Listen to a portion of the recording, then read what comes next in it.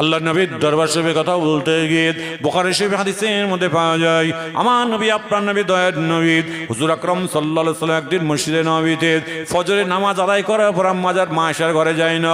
এমন সময় বেলা 10টা 10:30 বেজে গিয়েছে। আম্মাজান মা আয়েশা সিদ্দিকা রাদিয়াল্লাহু তাআলা ঘরে যায়। এমন সময় আম্মাজান মা আয়েশার কাছে যাওয়ার পর দেখতে পাই আম্মাজান মা আয়েশা আমার রাসূল পাকের জন্য তিনি রান্না করছেন। ওই সময় আমার নবী আপনার নবী দয়ার নবী আম্মাজান মা আয়েশার সঙ্গে আলোচনা করতে করতে এমন সময় জোহরের আজানটা যখন শুরু হয়ে যায় আমার নবী আপনার নবী দয়ার নবী জোহরের নামাজ পড়তে মসজিদে নববীতে চলে যায়। এমন সময় নামাজ আদায় করার পর আম্মাজান মা আয়েশার ঘরেতে আমার নবী আপনার নবী দয়ার নবী যখন আসছেন ওই সময় দেখা যায় আম্মাজান মা আয়েশা যেখানে রান্না করছিল সেই জায়গায় নয়। এমন সময় ঘরের মধ্যে দেখা যায় দরজাটা খুলে দেখতে পাওয়া যায় আম্মাজান মা আয়েশা সিজদায় গিয়ে আল্লাহ পাকের দরবারে কাঁদছে। আমার নবী আপনার নবী দয়ার নবী হুজুর আকরাম সাল্লাল্লাহু আলাইহি ওয়াসাল্লাম এমন সময় তিনি কোনো কথাবার্তা বলছেন না। আম্মাজান মা আয়েশা তিনি সিজদায় গিয়ে আল্লাহ পাকের দরবারে কাঁদছেন। সিজদা থেকে ওঠার পরে আল্লাহ পাকের দরবারে দুটো হাত তুলে কাঁদছেন। দোয়া যখন কমপ্লিট হয়ে যায় কান্না বন্ধ হয়ে যায় আমার নবী আপনার নবী দয়ার নবী আম্মাজান মা আয়েশাকে বললেন এ আয়েশা মা ইউতিকে তো আয়েশা তুমি কাঁদছো কেন বলো। আম্মাজান মা আয়েশা কাঁদতে কাঁদতে বলেছিলেন ইয়া রাসূলুল্লাহ ইয়া হাবিবাল্লাহ হুজুর আপনি আমার বিয়াদবি মাফ করবেন, আপনি আমার বিয়াদবি ক্ষমা করে দেবেন, অন্য কোনো কারণ নয়। আজকে আপনি আমার জন্য আপনার জন্য আমি রান্না করছিলাম, জোহরের আজান হয়ে গেছে, আপনি নামাজটা আদায় করতে গেছেন। এমন সময় আমি যখন রান্না করছিলাম একটা আগুনে ঢিলা আমার হাতের মধ্যে এসে পড়েছে। এত জ্বালা যন্ত্রণা এত কষ্ট হচ্ছিল। ইয়া রাসূলুল্লাহ বলল আপনার শোনার জুবান থেকে আমি শুনেছি যদি কোনো মানুষ আপনার কিভাবে জাহান্নামের আগুনে এত কষ্ট আপনার কিভাবে একটা ছুঁচকে যখন মাটিতে ভরে দেওয়া হয়, ছুঁচটা যখন তোলা হয় গায়ে যতটুকু মাটি লেগে থাকে জাহান্নামের আগুন দুনিয়াতে ততটুকু এসছে। ইয়া রাসূলুল্লাহ হাবিবাল্লাহ কিন্তু এত জ্বালা যন্ত্রণা কষ্ট হয়েছে তারই জন্য আমি সিজদায় গিয়ে আপনার উম্মতির জন্য কাঁদছিলাম। ওই সময় কাল কিয়ামত পর্যন্ত আপনার উম্মতরা আসবে, তারা এত আপনার কিভাবে আপনার আল্লাহর প্রিয় হতে পারবে না। এরই জন্য আমি আয়েশা সিজদায় গিয়ে আল্লাহ পাকের দরবারে কাঁদছিলাম। আমার নবী আপনার নবী দয়ার নবী শুনে বলল আয়েশা শুনে রেখে দাও তোমার মতো কাল কিয়ামত পর্যন্ত আল্লাহর কোন বান্দা বান্দি আখিরি নবীর উম্মতি যদি আমি রাসূলুল্লাহ আমার উম্মতি যদি এইভাবে যদি এমন সময় আপনার কি বলে স্বামী যদি স্ত্রী এবং পরিবারের জন্য সারা দিনের মধ্যে একটা সময় নির্ধারিত করে যদি জীবনের গুণাগুলোকে খেয়াল করে যদি কাঁদতে পারে চাইতে পারে, স্বামী যদি তার আহাল পরিবার পরিজনের জন্য কাঁদে, স্ত্রী যদি তার আপনার কি বলে পরিবার পরিজনের জন্য কাঁদতে পারে, উভয়ের কান্নাকে আমার আল্লাহ পাক কবুল করে নিয়ে আল্লাহ পাক উভয়কে জান্নাতি বলে কবুল করে নেবে। আরেকটু জোরে বলা যায় না সুবহানাল্লাহ। স্বামী তার আহাল পরিবার পরিজনের জন্য যদি কাঁদে, স্ত্রী তার আহাল পরিবার পরিজনের জন্য যদি কাঁদে, উভয় যদি কাঁদতে পারে আল্লাহ পাক দুজনকেই তাদের গুনাহগুলোকে মাফ করে দিয়ে জান্নাতি বলে কবুল করে নেবেন। আরেকবার জোরে বলেন না সুবহানাল্লাহ। আরেকটু আওয়াজ দিয়ে জোরে বলা যায় না। আল্লাহ নবীর দরবার শরীফে কথা বলতে গিয়ে আমার সোলকে আপনি আমি চিনতে পারি না। অনেকে আপনারা বলে উঠবেন হুজুর বিয়াদবি ক্ষমা করবেন, আমরা গরিব মানুষ, আমাদেরকে মাঠে না কাটলে দুটো পয়সা হয় না, দুটো পয়সা চলে আসে নাই, আপনার আসে নাই হুজুর, তারই জন্য আজকে ইবাদত বন্দেগি বেশি করতে পারি নাই। আজকে উত্তর 24 পরগনা বসিরহাট সাব ডিভিশনে ভাইদের বলে যাই খবরদার একথা খবরদার বলবেন না। আমার নবী আপনার নবী দয়ার নবী আম্মাজান মা আয়েশা সিদ্দিকা রাদিয়াল্লাহু তাআলা একদিন বলেছিলেন হুজুর বিয়াদবি ক্ষমা করবেন, বেলা 10টা 10:30 দিকে একবার আমার ঘরে আসবেন। আমার আম্মাজান মা আয়েশার কথা শুনে আমার রাসূল পাক বললেন এ আয়েশা কারণটা তুমি আমাকে একটুখানি বলে দাও, কারণটা কি, কেন আমি আসবো? বলে হুজুর বিয়াদবি ক্ষমা করবেন, আপনি আল্লাহ পাকের দরবারে হাত তুলে দোয়া চেয়েছিলেন আল্লাহুম্মা আখিনি মিসকিনা ওয়া বিতনি মিসকিনা ওয়া শুরনি ফি জুমরাতিল মাসাকিন। আল্লাহ আপনি আমাকে যতদিন হায়াতে রাখবেন গরিবী হালাতে রাখবেন, কাল কিয়ামতের দিনে হাশর মহামাঠে আল্লাহ আপনি যখন তুলবেন গরিবের সঙ্গে হাসান নাসার করো। ইয়া রাসূলুল্লাহ ইয়া হাবিবাল্লাহ বিয়াদবি ক্ষমা করবেন, আমি আয়েশা আমার সালোয়ার কামিজটা জায়গা ছিঁড়ে গিয়েছে, ইয়া রাসূলুল্লাহ বিয়াদবি ক্ষমা করবেন, আপনি আমার ঘরে আসলে আপনি একটা কোণে ঘরে বসে থাকবেন, আপনার চেহারা থেকে নূর আর জ্যোতি বার হবে, আর আমি ঘরের দরজা জানলাগুলো বন্ধ করে দেব, আপনার চেহারা থেকে জ্যোতির দ্বারা আলোর দ্বারাই আমি আয়েশা আমার কাপড়টাকে সেলাই করে নেব। হুজুর তারই জন্য আপনাকে আমি ডাক দিয়েছি। ওই সময় আম্মাজান মা আয়েশার কথা শুনে আমার রাসূল পাক বললেন এ আয়েশা শুনে রেখে দাও, তোমার মতো এত ধার্মিক, তোমার মতো এত ভালোবাসার মানুষ দুনিয়া দুটো পাওয়া যায় না কাল কিয়ামত পর্যন্ত। কোন যদি স্ত্রী যদি স্বামীকে যদি এই মহাপদে ডাকে, ভালোবাসায় যদি ডাক দেয়, আমার আল্লাহ পাক উভয়কে জান্নাতি বলে কবুল করে নেবে। আরেকটা আওয়াজে জোরে বলা যায় না সুবহানাল্লাহ? আপনাদের গলায় কি এখনো পর্যন্ত শাঁকি আটকে আছে নাকি? হাড় আটকে গেছে? ওদিকে মসজিদ চলে গেল, আপনার কি বলে নিজেদের হাত থেকে বের হয়ে গেল, সুবহানাল্লাহ আওয়াজ ওঠে না, সুবহানাল্লাহ সুবহানাল্লাহ। কবরে গেলে ডান্ডারে ঠান্ডা করে ফেলবে, আর কবরে কোথায় তোমাকে দেয় সেটাই দেখা হবে যে আপনি কোন মাটি পাচ্ছেন। আপনি বলুন হুজুর মাটি পাবনি, সেরকমই তো অবস্থা, মাটি পাওয়ার লাইন নেই তো। আম্মাজান মা আয়েশা সিদ্দিকা রাদিয়াল্লাহু তাআলা আনহার কথা বলতে গিয়ে, আমার রাসূলকে আপনি আমি চিনতে পারলাম না, হাবিবুল হাবিবকে আপনি আমি চিনতে পারি নাই। আম্মাজান মা আয়েশা সিদ্দিকা রাদিয়াল্লাহু তাআলা আনহার কথা বলতে গিয়ে আম্মাজান মা রাবিয়া বাসরির একটা ছোট্ট কথা মনে পড়ে যায়। আম্মাজান মা রাবিয়া বাসরি তিনি আল্লাহর কোরআন শরীফ পড়ে ইবাদত বন্দেগী, আপনার ইতিহাস প্রত্যেকে জানা আছে। আম্মাজান মা রাবিয়া বাসরি তিনি একদিন একদিন সময় সকলে মেয়েরা বসে আছে, বলে রাবিয়া ওই সময় বলেছিল, মা তোমরা শুনে রেখে দাও, আমি রাবিয়া আমার ইন্তেকালের পরে, আমার ওফাতের পরে মেয়েদের যার আপনার কাফনের কাপড় 5টা হয়, 5টা তো, এই জোরে বলো, মেয়েদের 5টা, আর ছেলেদের জোরে বলেন 3টে, আর হিজড়েদের হিজড়ে 5টা। কোন হাদিস থেকে পেয়েছিস বাপ? মানে ইউটিউবার চালিয়েছে এরা সব বড় বড় আলেম হয়ে গেছে, বলে দিল 5টা। হিজড়েদের জানাজা আপনার কাফনের কাপড় কটা? 6টা। জানা নেই? 23 বছর ধরে জলসা হচ্ছে, কি জেনেছেন তাহলে? ছি ছি ছি ছি, একটা মনে প্রশ্ন জাগলো না যে হিজড়েদের জানাজার নামাজ করে আপনার জানাজা, এই হিজড়েদের আপনার কি বলে কাফনের কাপড় কটা? একটু হুজুর দোকান জিজ্ঞাসা করি, হুজুরটা কি বলে শুনি, আমি জানতে পারি, একটু জেনেলি। ও জানার ইচ্ছা নেই তো? না না, আজকে বলার জন্য আমার আসিনি। 23 বছর ধরে যারা এসে তাদের ঘরে ডেকে নিয়ে এসো, তাদের ঘরে ওয়াজ শুনেছো, হাতে টাকা দিয়েছো, মাশাআল্লাহ মারহাবা করে দিয়ে চলে গেছে। আর আপনারা কি করেছেন? বলে যে আপনার খরচা হয়েছে কত জানিস? 1.5 লাখ। কত খরচা হয়ে যাবে জানা আছে? 2,25,000 টাকা। এবারে জলসায় কত খরচা হচ্ছে জানো? 3,22,000 টাকা। ওরে পাগল, 3,22,000 টাকা কলজের রক্ত পানি করা পয়সাগুলো দিলেন, আর আপনি নিয়েছেন কি? আমরা আসার পরে তো আমাদের ঘরে নাস্তা করাচ্ছেন, চা খাওয়াচ্ছেন, যা চাইছেন, যা মনে ভাবছি সেটাই আপনি করে খাওয়াচ্ছেন। তা আমাদের কাছ থেকে পেয়েছেন কি? প্রশ্ন করেছেন কোথায়? এখন আমি বলার পর বলছে হয়েছে আপনি বলে দেন, যেন মনে হচ্ছে যেন তোমাদের খেয়ে বসে আছে। আমি কারো খেয়ে বসি নাই, আমি যা বলি সামনে বলি, পিছনে বলি না সাহেব। আপনাদের কাছে আসার জন্য আমি কি আবার বাবা করছি তোমার খুব ভালো লাগছে, তোমার কলজের টুকরো আমার জানের টুকরো না। শরীয়তটা বলেনি, কোরআন বলেনি কারো তুমি লেহেদারি করে চলো, তুমি তোমার মতো তুমি চলো, তোমার ঠাঁট বাঁটার সঙ্গে তুমি চলো।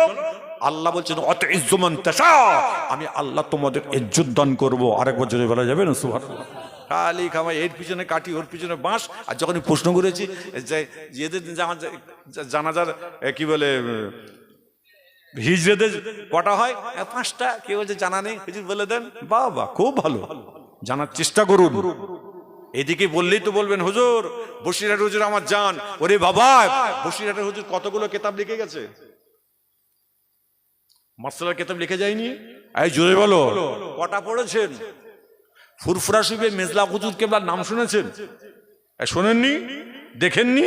মেজলা হুজুর কেবলা 104টে কিতাব লিখলেন। কটা আপনার ঘরে আছে?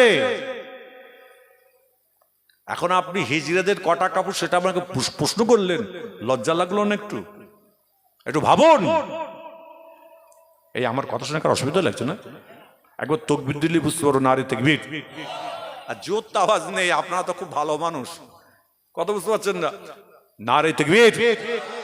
আল্লাহ নবীর দরবার শরীফে কথা বলতে গিয়ে আম্মাজান মা রাবেয়া বাসরি ওই সময় তিনি বলেছিলেন মা শুন বা মায়েরা শুনে রেখে দাও, আমি রাবেয়া আমার আজকে আপনার জানা আপনার কাফনের কাপড় 5টা হবে, কিন্তু আমি সালোয়ার কামিজটা আমি যে পরে আছি এই কাপড়টা পরে আমি একবার নয়, 2 বার নয়, 5 বার নয়, 7 বার নয়, 7,000 বার আল্লাহর কোরআন পড়েছি। আমি রাবেয়া বাসরি আজকে এই কাপড়টা খবরদার, আমি রাবেয়া আমার কাফনের কাপড় 5টা হবে, কিন্তু এই সালোয়ার কামিজটা আমার কাফনের সঙ্গে দিয়ে দিও। কেন, কারণটা কি একটু বলে দিন। ওই সময় আম্মাজান মা রাবেয়া বাসরি বলেছিল শুনে রেখে দাও, কাল কিয়ামতের দিন আল্লাহ পাক আমার জুবান বন্ধ করে দিবে, আমার থোড়া আপনার জুবান দিয়ে কথা বলতে পারবো না।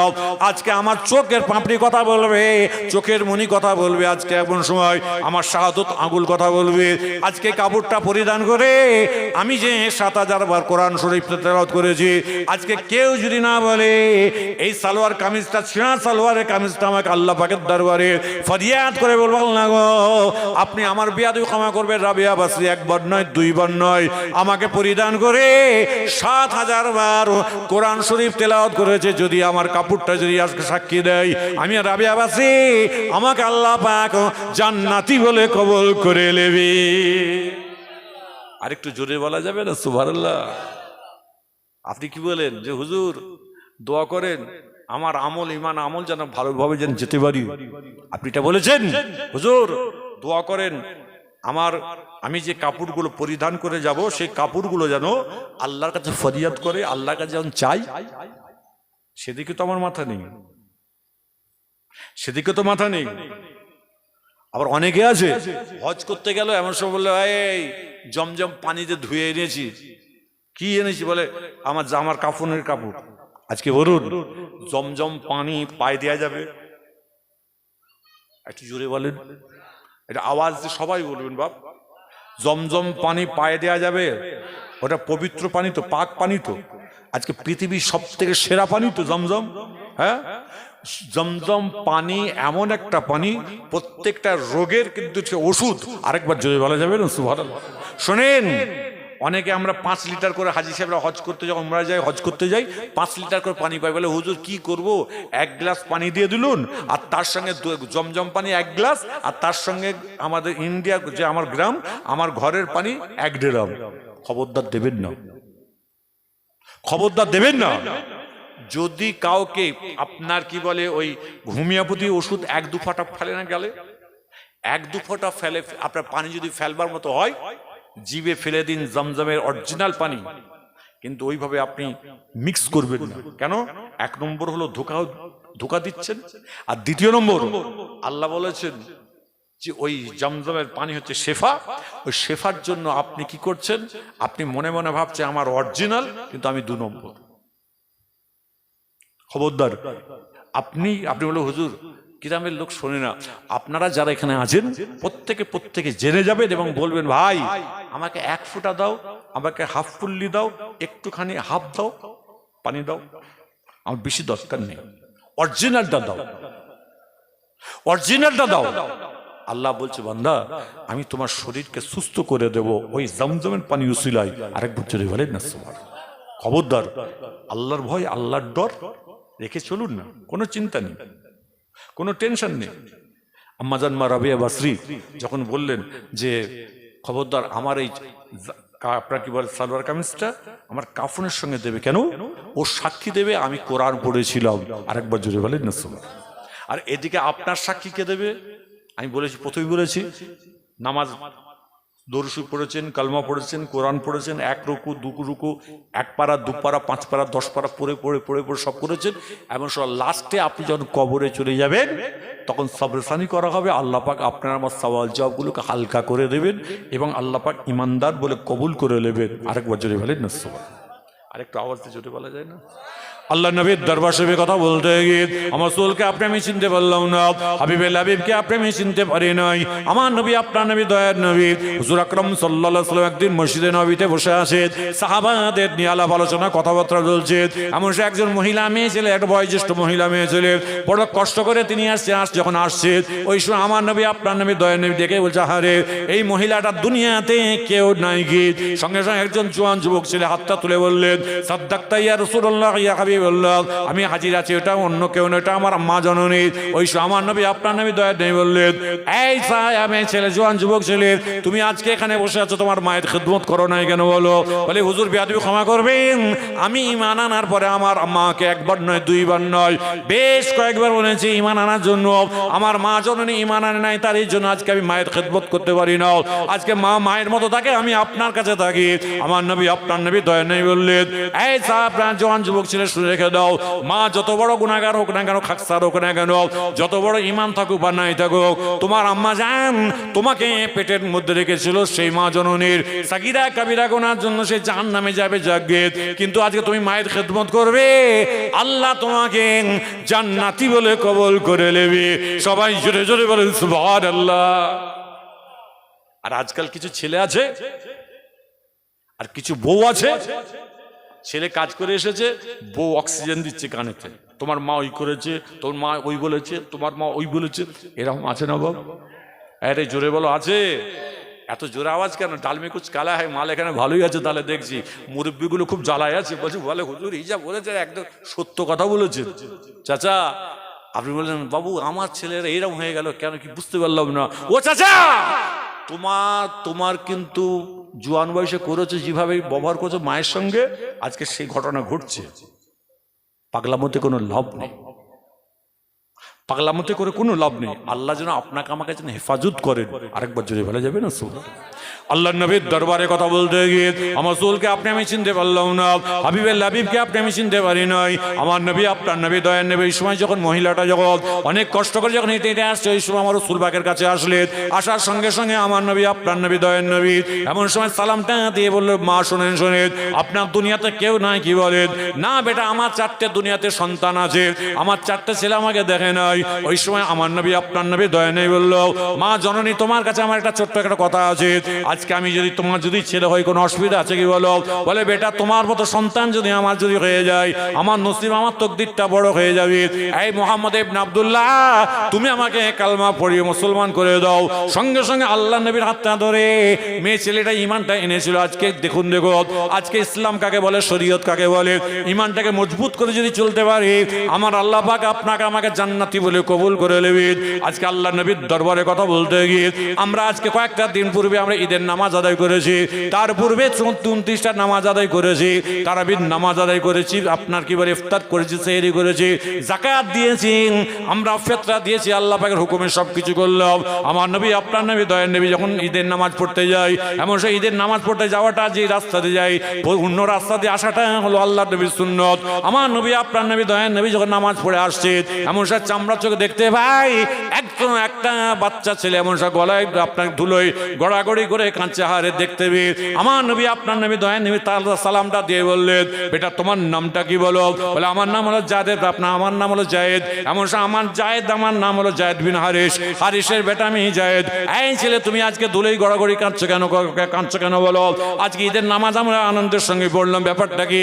বলে আপনি যাই মোহাম্মদ ইবনে আব্দুল্লাহ, আমার দুনিয়াতে বাপ নাই মা নাই কেউ নাই, আজকে আমার পাড়া প্রতিবেশী আছে কিন্তু আমার আপন কেউ নাই। আজকে তারা আজকে নতুন জামা কাপড় পরে আজকে ঈদগাহ ঈদের নামাজ পড়তে গেছে, আজকে আমার দুনিয়াতে কেউ নাই, আমাকে কেউ কিছুই দেয় না, তারই জন্য আজকে আমি কষ্টের সঙ্গে দুলেই গড়াগড়ি করে কান্নাকাটি করছি। ওই সময় আমার নবী আপনার নবী দয়ার নবী তুলে নিয়ে এমন সময় তার গায়ের এমন সময় তোলাগুলো আপনার কি বলে ছেড়ে ঝুড়ে দিয়ে বলে তুমি আমার সঙ্গে চলো। আম্মাজান মা আয়েশা সিদ্দিকা রাদিয়াল্লাহু তাআলা আনহা ঘরে যাচ্ছে, এমন সময় আম্মাজান মা আয়েশা আমার রাসূল পাক সাল্লাল্লাহু আলাইহি ওয়াসাল্লামকে সালাম দেবে কি, এমন সময় আম্মাজান মা আয়েশা আমার রাসূল পাককে কদমবুসি করবে কি, এমন সময় আমার রাসূল পাক সাল্লাল্লাহু আলাইহি ওয়াসাল্লামের উত্তরটা দিয়ে বললেন এ আয়েশা এই ছেলেটাকে তুমি গোসল করিয়ে নতুন কাপড় পরিয়ে দাও। সঙ্গে সঙ্গে এমন সময় আম্মাজান মা আয়েশা বড় মনক্ষুণ্ণ হয়ে বললেন হুজুর বিয়াদবি ক্ষমা করবেন, আজকে ঈদের দিন আপনাকে কদমবুসি করব, আপনাকে সালাম করব, হুজুর আজকে আপনি এইভাবে কেন লোকজন নিয়ে আসলো? আম্মাজান মা আয়েশা যখন এই কথা শুনতে পেয়েছে, আমার নবী আপনার নবী দয়া নবী আম্মাজান মা আয়েশাকে বললেন বলে আয়েশা তুমি যা বলার বলছো আর খবরদার তুমি বলবে না, খবরদার আজকে গরিব দুঃখীকে দেখার জন্য আল্লাহ পাক আমাকে নবী করে দুনিয়ায় পাঠিয়েছে, খবরদার এদের এদেরকে সেবা করলে আল্লাহ পাক তোমাকে আমাকে জান্নাতি বলে কবুল করে নেবে। সবাই জোরে জোরে বলেন সুবহানাল্লাহ। ওই সময় ছেলেটাকে নতুন জামা কাপড় পরিয়ে দেওয়ার পরে আমার নবী আপনার নবী দয়ার নবী বললেন আপনার যায়েদ বিন হারিস তুমি শুনে রেখে দাও, আমি রাসূলুল্লাহ তোমার যদি আব্বা জান হয় কোনো অসুবিধা আছে কি বলো।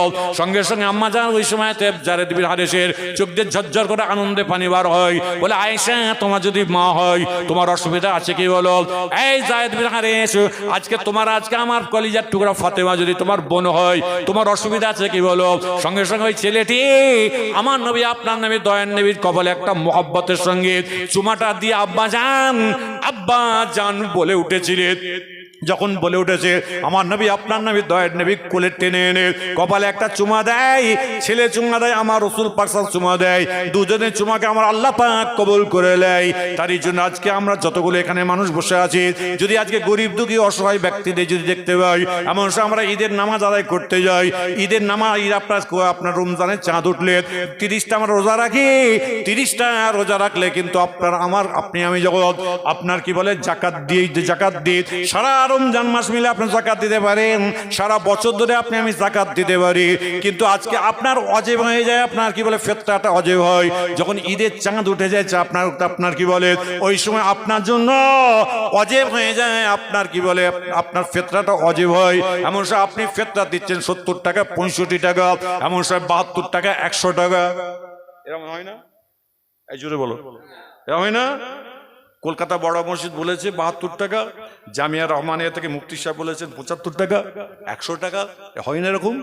ভাই আপনি 1 কেজি 660 গ্রাম তো, তাই তো নাকি? যে কোনো মাল দিতে হবে 1 কিলো 660 গ্রাম তো, তাই তো নাকি? তাই তো। আপনি গম দেখছেন কেন? আল্লাহ আপনার মাস গেলে 30,000 টাকা ইনকাম দিয়েছে, যদি 30,000 টাকা আল্লাহ যদি মাস গেলে যদি ইনকাম দেয়, আপনি কাজু বাদাম দেন, কাজু বাদামের দাম কত? 600 500 ওরকম হবে না? আল্লাহ যদি 50,000 টাকা যদি ইনকাম দেয়, আপনার মাস গেলে 50,000 টাকা আল্লাহ পাক ইনকাম দিয়েছে, আপনি কাজু বাদাম দিন 1200-1300 টাকা আপনি একজনের ফিতরা দেবেন। আপনার ছেলে নতুন পায়জামা পাঞ্জাবি পরিয়ে দিয়েছেন, সেও ঈদগাহে গেছে, আর গরিবের ছেলেটাও গেছে ঈদের নামাজ পড়ে, বলছে ভাই আমার বাড়িতে একটু সেমাই মিষ্টি খাবি। তখন গরিবের ছেলেটা বলে ভাই আমার আম্মা জান আমাদের দেখ নতুন নতুন কাপড় কিনে দিয়েছে, আমার বাপ কিনে দিয়েছে, আজকে চলো আমাদের ঘরে সেমাই মিষ্টি হয়েছে, আমরা একটু সবাই মিলে, আমি গরিব তো চল না গিয়ে খাই। আপনি গরিবের মুখে হাসি ফুটালেন ওই 70 টাকা 72 টাকা দিয়ে। আপনার 1 কেজি চিনির দাম কত? এই 1 কেজি চিনির দাম কত? 50 টাকা। আর 1 কেজি সেমাইয়ের দাম কত ছিল? 30 না 35 না 40? কত? হ্যাঁ 40 টাকা। তাহলে এইদিকে 50 ওইদিকে 40, কত হলো? 90। তাহলে এখনো পর্যন্ত কমপ্লিট হলো নি, এখন পর্যন্ত দুধ বাকি আছে, এখনো পর্যন্ত দুধ বাকি আছে। কি গরিবের মুখে মুখ হাসি ফুটিয়েছেন, কি ফিতরা দিয়েছেন। আর যদি আল্লাহ বেশি দিয়ে দেয়, এই বলে দাও অমুক তারিখে আমার কি বলে মানুষকে কাপড় জামা বিলোবো, বলে দাও, ঘরে এসে লোক গুতা গুতি মার কেমুই পিট এই হচ্ছে। কি হচ্ছে রে? বলে অমুক লোক কাপড় দিচ্ছে। বলে মারপিট কেন রে? বলে ওরা ছেঁড়াছিড়ি করছে। ইসলাম বলেছে তোমরা ছেঁড়াছিড়ি করো, সবে তো আমাদের গন্ডগোল। যেখানে আমি হাত দেব সেখানেই গন্ডগোল। খবরদার এগুলোকে বুঝে চলবেন, আল্লাহ আপনাকে আমাকে কবুল করবে জান্নাতি বলে। আরেকবার জোরে বলা যাবে না সুবহানাল্লাহ। আল্লাহ নবীর দরবার শরীফে কথা বলতে গিয়ে আমার নবী আপনার নবী দয়ার নবীকে আপনি আমি চিনতে পারলাম না, হাবিবের হাবিবকে আপনি আমি চিনতে পারলাম না। আমার আল্লাহ পাক এরই জন্য কোরআনের মধ্যে ঘোষণা দিয়েছে বিসমিল্লাহির রহমানির রহিম ইয়া আইয়ুহাল্লাযীনা আমানু, যারা ঈমান এনেছো উদখুলু, প্রবেশ করো, ফিস-সিলমি কাফা, সম্পূর্ণভাবে ইসলামের মধ্যে প্রবেশ করে যাও। আজকে আপনাদের কাছে আপনার কি বলে ফিতরার কথা বললাম, খবরদার একটু ভেবে ভেবে চিন্তে চলাফেরা করবেন। আমার আল্লাহকে ভালোবাসবেন, আমার রাসূলকে ভালোবাসবেন, আল্লাহ পাক আপনাকে আমাকে উভয়কে জান্নাতি বলে আল্লাহ কবুল করে নেবেন। বুখারী শরীফে হাদিসের মধ্যে পাওয়া যায় আমার নবী আপনার নবী দয়ার নবী একদিন আসরের নামাজ আদায় করবার পরে আমার রাসূল পাককে সাহাবারা দেখতে পাচ্ছেন না, এমন সময় মাগরিবের নামাজের টাইম হয়ে যায়, মাগরিবের নামাজ পড়া হয়ে যায়, আমার নবী আপনার নবী দয়ার নবীকে দেখতে পাওয়া যায় না। আমার আবু বকর সিদ্দিক রাদিয়াল্লাহু তাআলা আনহু হযরত ওমর ফারুককে সঙ্গে করে নিয়ে এমন সময় তিনি খোঁজ করছেন আমার রাসূল কোথায় গেল, আমার নবী কোথায় গেল। বলে চলো ফাতেমা তো জোহরার কাছে একবার চলে যায়, আজকে রাসূলের বেটি ফাতেমা তিনি কিন্তু জানতে পারবে। আম্মা জান মা ফাতেমার কাছে গিয়ে সালামটা দিয়ে বললেন এই ফাতেমা, আমার নবী তোমার নবী দয়ার নবী আপনার আব্বাজান কোথায় আছে বলেন। বলে আমার আব্বাজান যখন যেকোনো কোনো জায়গায় যায় আমাকে না বলে যায় নাই, আমার আব্বাজান কোথায় গেছে আমি তো বলতে পারছি না। ওই সময় আম্মা জান মা ফাতেমা তো জোহরা রাদিয়াল্লাহু তাআলা আনহা কথা শুনবার পর আবু বকর সিদ্দিক ওমর ফারুক বললেন চলো চলো আমরা দুই ভাই মিলে আমার রাসূল পাককে একবার খোঁজ করে দেখতে হয়েছে, দেখি একবার। এমন খোঁজ করতে করতে সারা রাত্রিটা খোঁজ করতে করতে 3 মাইল 3.5 মাইল 4 মাইল রাস্তা যাওয়ার পর দেখতে পাওয়া যায় একটা এমন সময় ফজরের নামাজ হয়েছে। ফজরের নামাজটা আদায় করার পরে চামড়ার চোখে দেখতে পাচ্ছে একটুখানি ফর্সমত হয়েছে। এমন সময় চামড়ার চোখে দেখতে পাচ্ছে অন্য কোনো জিনিস নয়, একজন আল্লাহর বান্দা ছাগল ভেড়া দুম্বাকে চড়াচ্ছে।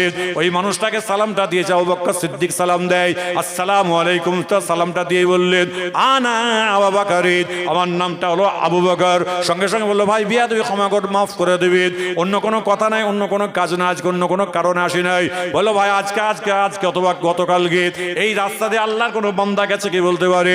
বলে গতকালকে আপনার কি বলে আসরের নামাজে পড়ে সূর্য ডুবার পূর্বে আল্লাহর একজন বান্দা এই রাস্তা দিয়ে হেঁটে হেঁটে এসে ওই পাহাড়ের মধ্যে উঠে গিয়েছে, এমন সময় তার চেহারা থেকে নূর আর নূর জ্যোতি বার হয়।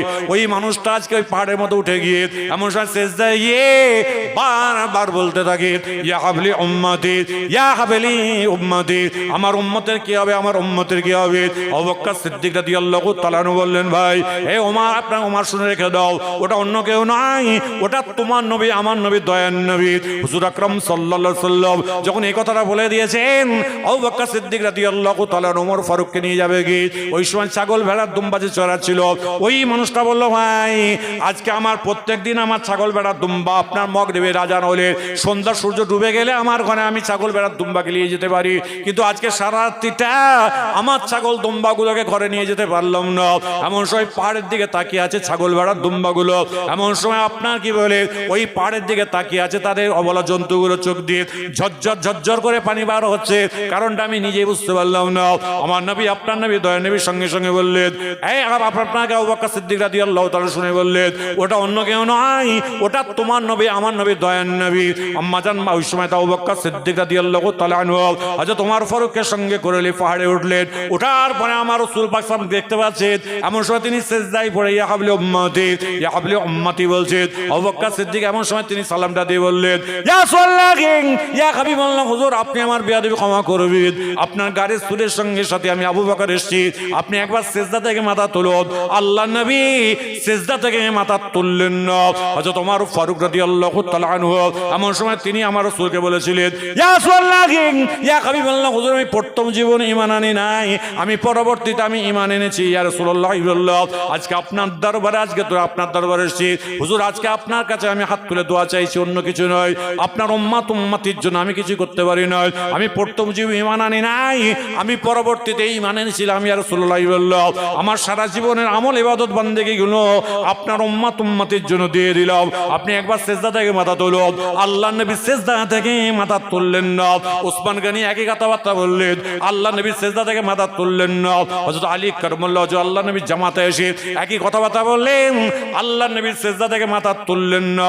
এমন সময় আম্মা জান হযরত আলী কাররামাল্লাহু ওয়াজহু আম্মা জান মা ফাতেমা তো জোহরার কাছে গিয়ে বললেন ফাতেমা তোমার আব্বা জানকে আমি চামড়ার চোখে দেখে আসলাম। আম্মা জান মা ফাতেমা তো জোহরা কাঁদতে কাঁদতে বললেন না না না না না আমার আব্বাজানকে আপনি দেখে আসেন নাই, আমার আব্বাজান লাশটা দেখে আসছেন বলে আপনি আমাকে সান্ত্বনা দিচ্ছেন। বলে ফাতেমা, আমি যদি জীবনে একটা মিথ্যা কথা বলতাম তোমার আব্বাজান আমাকে জামাই বলে কবুল করতো না। সবাই জোরে জোরে বলেন সুবহানাল্লাহ। বলছে এই ফাতেমা, আমি জীবনে যদি একটা মিথ্যা কথা বলতাম তোমার আব্বা আমাকে জামাই বলে কবুল করতো না। আরেকবার যদি বলা যাবে না সুবহানাল্লাহ। আজকে খোদার কসমকে মাথায় হাত দিয়ে বলুন, আমিও পীরের বেটা, আর আপনারা সাধারণ কে আল্লাহওয়ালা কে আল্লাহর মাহবুব কে আলেম আমি জানিনি। খোদার কসমকে মাথায় হাত দিয়ে বলুন, সকাল থেকে আজকে রাত্রির কটা বাজে? এখন 10টা বাজে। হ্যাঁ, এই রাত্রির 10টা পর্যন্ত বাপ মিথ্যা কথা হয়েছে? একটা মিথ্যা কথা বলেনি তো? এই জুড়ে বলো, কেউ মিথ্যা কথা বলেনি তো? সব বেটা চুপ করে আছে। এরা এটা কি জানেন, মাসলার কি বলে জানেন? যদি কোনো ব্যক্তিকে জিজ্ঞাসা করা হয় একবার, দুবার, তিনবার, সে যদি চুপ করে থাকে জানতে হবে সে ওই কাজের কর্মী। তা আপনাদের কোনো আওয়াজ নেই, তার মানে কি? বলে হুজুর হচ্ছে কি ভুলি বলেন তো, হয়ে যায়, বুঝতে পারিনি। আরে সংশোধন হও। অকাফের বিল যেমন সংশোধন হচ্ছে, তোমার আমার সংশোধন কোথায় গেল? সংশোধন কই? নিজেকে কতটুকু বুঝে নিয়েছেন? নিজের প্রাপ্যটাকে বুঝুন, তবেই তো আপনি হুক্কা হুয়া হুক্কা করবেন, নচেত লাভটা কি আছে? খবরদার, একটু ভেবে চিন্তে চলুন। আম্মাজান মা ফাতেমা তো জোহরা বলছে, হে আমার প্রাণের স্বামী, আমি আমার আব্বাকে আমি দেখতে চাই। বলে তোমার 3টে মাইল হাঁটতে হবে। বলে তাতেও রাজি। বলে পাহাড়ে উঠতে হবে। বলে তাতেও রাজি। আরেকবার জুড়ে বলা যায় না সুবহানাল্লাহ? আরেকটু আনন্দের সঙ্গে জুড়ে বলা যায় না? চল গেলেন। যাওয়ার পর আমার আম্মাজান মা ফাতেমা তো জোহরা দেখছেন আমার রাসূল পাক সাল্লাল্লাহু আলাইহি ওয়াসাল্লাম কি করছেন, ভালো করে বুঝবেন। আল্লাহ রাসূল কি করছেন? সেজদায় গিয়ে বলছেন, ইয়া হাবলি উম্মতি, ইয়া হাবলি উম্মতি। আম্মাজান মা ফাতেমা তো জোহরা আমার রাসূল পাক সাল্লাল্লাহু আলাইহি ওয়াসাল্লামকে সালামটা দিয়ে বললেন, আব্বাজান আমি অন্য কেউ নই, আমি ফাতেমা তো জোহরা এসেছি, আপনার কলিজার টুকরা এসেছি। কুম বিইজনিল্লাহ, আপনি একবার সিজদা থেকে মাথা তুলুন। আমার নবী, আপনার নবী, দয়ার নবী সিজদা থেকে মাথা তুললেন না। এমন সময় আম্মাজান মা ফাতেমা তো জোহরা বললেন, আব্বাজান আপনি আমার বিয়াদবি মাফ ক্ষমা করবেন। আজকে আপনার আল্লাহ পাক আপনার আল্লাহ আব্বাজান আপনি আমার বিয়াদবি ক্ষমা করবেন। আমি ফাতেমা তো জোহরা এসেছি, আমি অন্য কেউ নই, আলী কারবুলার স্ত্রী আপনার কাছে কথা বলছি। আপনি একবার সিজদা থেকে মাথা তুলুন। আপনি একবার সিজদা থেকে মাথা তুলুন। আল্লাহ নবী সিজদা থেকে মাথা তুললেন না। এমন আম্মাজান মা ফাতেমা তো জোহরা বললেন, আব্বাজান আপনি আমার বিয়াদবি মাফ করুন, ক্ষমা করবেন। আমার দুটো ছেলে, দুটো সন্তান দুনিয়ায় বেঁচে আছে, ইমাম হাসান, ইমাম হুসাইন রাদিয়াল্লাহু তাআলা আনহুমার কথা বললেন, আমার দুটো সন্তানকে আপনার জন্য কুরবান করে দিলাম। আব্বাজান আপনি একবার সিজদা থেকে মাথা তুলুন। সঙ্গে সঙ্গে আমার আল্লাহ পাক পরওয়ারদিগার বিনে জিবরিলকে বললেন, এই জিবরিল, আজকে ফাতেমা তো জোহরা এমন একটা কথা বলেছে, আজকে তার দুটো সন্তানকে বলেছে আজকে কুরবান করে দেব। আজকে আমি আল্লাহ পাক তার দুটো সন্তানকে জান্নাতের সরদার বলে কবুল করেছি। যাও, চলে যাও, চলে যাও। আমার রাসূল যাতে রাজি, আমি আল্লাহ পাক তাতে রাজি। আরেকটু আওয়াজ দিয়ে যদি বলা যাবে, আরেকটু আনন্দের সঙ্গে যদি বলা যাবে না সুবহানাল্লাহ। শুনেন, যত নবী এসেছিলেন প্রত্যেকটা নবীকে মাথায় তুলে রাখছি, নাউজুবিল্লাহ, কোন নবীর উপর আমার কোনো শিকায়েত নেই, পীর মাশায়েখদের উপর আমার কোনো শিকায়েত নেই। কিন্তু আমার রাসূল আল্লাহর কাছে এমন করে চেয়েছিলেন, আবু বকর সিদ্দিক বলেছিলেন, হুজুর আমি আপনার গাড়ির সুরের সঙ্গে সাথী আবু বকর বলছি, আপনি একবার সিজদা থেকে মাথা তুলুন না। আল্লাহ নবী সিজদা থেকে মাথা তুলেননি। কার জন্য কেঁদেছিলেন? বলেছিলেন, ইয়া হাবলি উম্মতি, ইয়া হাবলি উম্মতি। আজকে যতগুলো মানুষ এখানে আপনারা বসে আছেন, আমি যে বসে আছি, আমাদের প্রত্যেকের জন্য আল্লাহ নবী কেঁদেছেন তো? আরে জোরে বলুন। সোনার মদিনা মুনাওয়ারায় এখনো হায়াতুন নবী হয়ে আল্লাহর কাছে আমাদের জন্য চাইছে। আপনি বলছেন যখন কোনো ব্যক্তি আপনার গ্রাম থেকে হজে যাচ্ছে, উমরায় যাচ্ছে, ভাই রাসূল পাকের দরবারে গিয়ে আমার জন্য একটু সালাম পৌঁছে দিয়ে আমার নামটা ধরে, সে লোকটি যখন আপনার নামটা ধরে সালাম পৌঁছে দেয়, আল্লাহ রাসূল তার সালামের উত্তরটা দেয়। আরেকবার জোরে বলা যাবে না সুবহানাল্লাহ?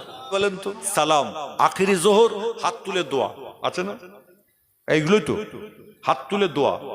আজানের পরে হাত তুলে দোয়া, আখিরি জোহর, আর কি কিয়াম সালাম। কিয়াম সালামটা মুস্তাহাসান জায়েজ, করলে সওয়াব আছে, না করলে কোনো গুনাহ নেই, না করলে কোনো গুনাহ নেই। আপনার আখিরি জোহর, আমরা যারা এখানে হাজির আছি, আমাদের যদি কেউ যদি মক্কা শরীফ মদিনা শরীফে থাকেন, আপনাকে সেখানে আখিরি জোহর নামাজ আদায় করতে হবে না। ইমাম হুজুরদের কিছু মতনৈক্য আছে।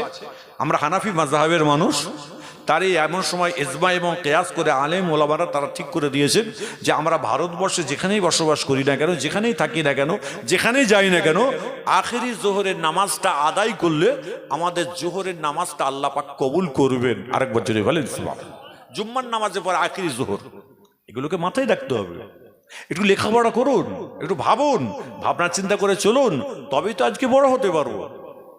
খালি মনে মনে ভাবছেন আল্লাহ আমাকে জমি দিয়েছে, আমার 20 বিঘি জমি আছে, আমার 30 বিঘা জমি আছে, আমার 40 বিঘা জমি আছে, আমি কি বলে আমি ব্যবসা বাণিজ্য করি, আপনি আমার জমিদারি ব্যবসা বাণিজ্য আছে, আমার চাষবাস করে আমার চলে যাচ্ছে, মাস গেলে 30, 40, 45, 50 হাজার টাকা আল্লাহ দিচ্ছেন, আরামে রেখেছেন, আলহামদুলিল্লাহ, আপনি থাকুন, ভালো থাকুন, আমরা দোয়া করি। কিন্তু তার সঙ্গে খোদাকে সেজদা করবে কে? আল্লাহকে মেনেছেন কিভাবে? আপনার যদি এখন প্রশ্ন করি, ভাই কোরআন শরীফ পড়তে জানেন? অনেকে বলে হুজুর আমি না সেই ছোটবেলায় আমার বাপ মারা গেছিল আর আমার দাদুর কাছে আমি মানুষ হয়েছিল, হুজুর আমার মা মারা গেছিল, আমার নানির কাছে দাদির কাছে মানুষ হয়েছি, হুজুর আমি লেখাপড়া আমার হয়নি, লেখাপড়া হয়নি। আল্লাহর কোরআনটা শিক্ষা করতে কে বারণ করেছে আপনাকে? কোরআনের শিক্ষা নেই কেন? আপনাকে আমি যদি কোনো প্রশ্ন করি, বলে হুজুর আমার মা ফজরের নামাজ পড়ে কোরআন না পড়ে 1 কাপ চা খায় না, আমার স্ত্রী ফজরের নামাজ পড়ে কোরআন শরীফ পড়ে তবে 1 কাপ চা তৈরি করে, খুব ভালো কথা। কিন্তু আপনি কিন্তু নিজে কিন্তু আপনার মা, আপনার দাদা, আপনার দাদি, আপনার নানি সবাই কিন্তু কোরআন পড়ে, আর আপনি যদি কোরআন যদি না পড়েন, আপনি হলেন বাড়ির গার্জেন, আপনি ইনকাম করছেন, আপনার স্ত্রী, আপনার মা, আপনার বাপ, আপনার দাদা, আপনার দাদু তারা আরামে খাওয়া দাওয়া করছে, ইবাদত বন্দেগী করছে, আর আপনি যখন ইনকাম করছেন তখন কিন্তু আপনি কোরআন পড়তে জানছেন না। আপনি আগামীকাল থেকে আল্লাহর কোরআন পড়ুন, আর আপনি যে কোনো একটা টাইম ধরে আল্লাহর কাছে 2 হাত তুলে ধরে কাঁদুন যে আল্লাহ আমি যে অন্যায় করেছি, অপরাধ করেছি, আল্লাহ তুমি মাফ করো, আল্লাহ তুমি ক্ষমা করে দাও। আল্লাহর কাছে কাঁদুন, আল্লাহর কাছে চান। আল্লাহ বলবে বান্দারে ফেরেশতারা, দেখ আমার বান্দাগুলো আমার দরবারে কাঁদছে, আখরি নবীর উম্মত গুলো। কি গো ভাই, তুমি অবশ্য হেলিয়ে দেবে নাকি? তা যাই হোক, তা আপনার কি বলে আখেরি নবীর উম্মত, সে আমার কাছে কাঁদছে, চেয়েছে, যা আমি আল্লাহকে জান্নাতি বলে কবুল করে নিলাম। আরেক বছর বলেন না সুবহান, আরেকটা আওয়াজ দিয়ে যদি বলা যায় না, আল্লাহর এক বান্দা আপনার কি বলে জোয়ান যুবক ছেলে আস্তে আস্তে বড় হয়েছে। এমন সময় ছেলেটা ছিল মূর্খ, ছেলেটা মূর্খ, তার একটা বান্ধবী ছিল। আজকাল ছেলেমেয়েরা দেখবেন বান্ধবী, বন্ধু বান্ধব শব্দ বান্ধবী থাকে, তার ছেলেটারও কিন্তু বান্ধবী আছে। তেমন সময় ছেলেটা মূর্খ আর মেয়েটা হলো শিক্ষিতা। যখন বয়স যখন প্রাপ্ত হয়েছে তখন বলছে, ছেলেটার নাম হলো সিরাজ, বলছে শোনো হে আমার প্রেমিকা শোনো। বলে কি? বলে আমি তোমাকে বিয়ে করব, আমি তোমাকে বিয়ে করব। বলছে তুমি আমাকে বিয়ে করবে? বলে হ্যাঁ। বলছে আমি যদি তোমাকে বিয়ে করি, আমি একজন শিক্ষিতা মেয়ে ছেলে আর তুমি একজন মূর্খ ছেলে, আমি সমাজে মুখ দেখাতে পারবো না। না, তুমি আমার বন্ধু হতে পারো, তোমার ভেতরে শিক্ষা নেই, আমি তোমাকে বিয়ে করতে পারলাম না।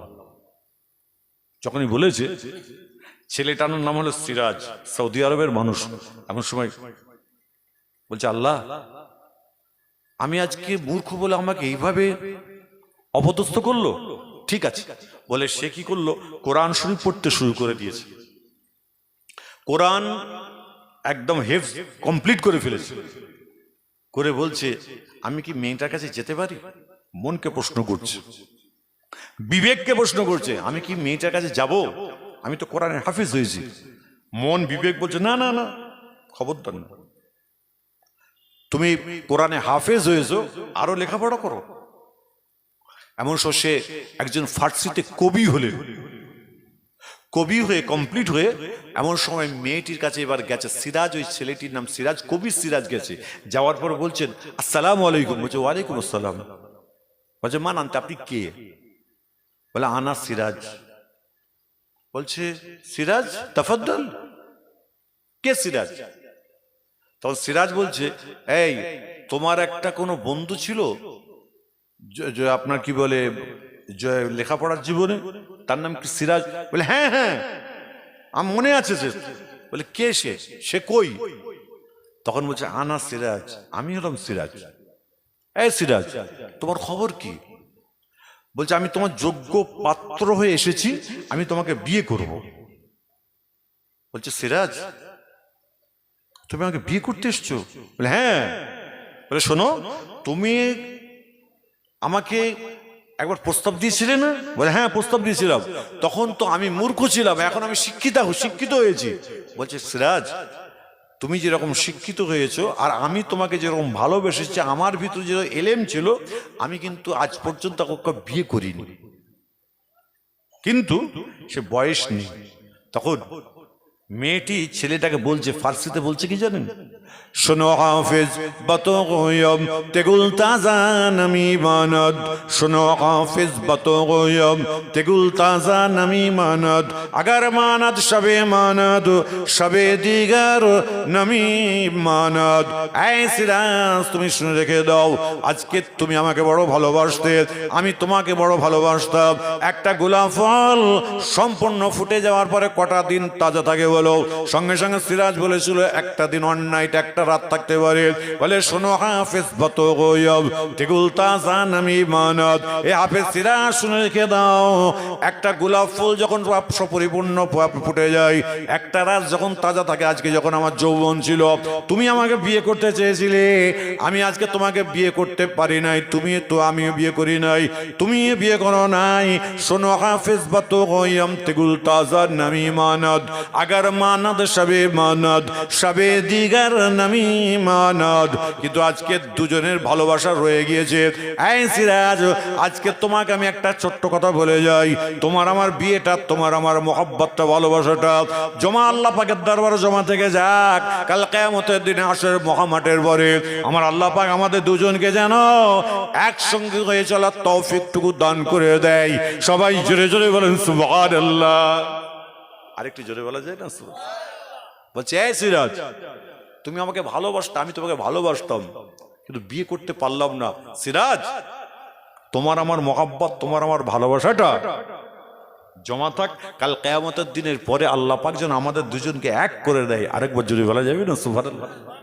আজকে বলুন, একজন কবি যদি এই কথা যদি বলতে পারে, অশিক্ষিত শিক্ষা অর্জন করে যদি এই কথা বলতে পারে, আজকে আপনি আমি, আপনার আমার সন্তান, আপনার আমার মন অন্তরকে প্রশ্ন করে দেখুন কতটুকু আপনি ভালো আছেন, কতটুকু আপনি ভালো আছেন।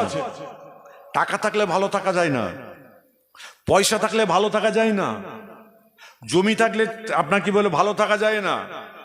যারা কোটিপতি তাদেরও কিন্তু টেনশন আছে, আচ্ছা না নেই বাপ? এই জোরে বলো, একটু আওয়াজ দিয়ে বলবেন বাপ। যারা কোটিপতি তাদের টেনশন আছে না নেই? এই জোরে বলে আছে। গরিবের টেনশন আছে, আছে না? যে যেরকম কোয়ালিটির মানুষ আল্লাহ পাক সেরকম সবাইকে টেনশন দিয়ে রেখেছেন। আল্লাহ বলছে বান্দা তুই আমাকে সেজদা করবি, তুই আমাকে চাইবি, আমার কাছে চাইবি, আমি আল্লাহ তোকে মাফ করে দেবো। আরেকবার জোরে বলেন না। আপনি বলেন হুজুর এই বয়স হয়ে গেছে, এখন কি আল্লাহ আমাকে মাফ করবেন? হ্যাঁ অবশ্যই।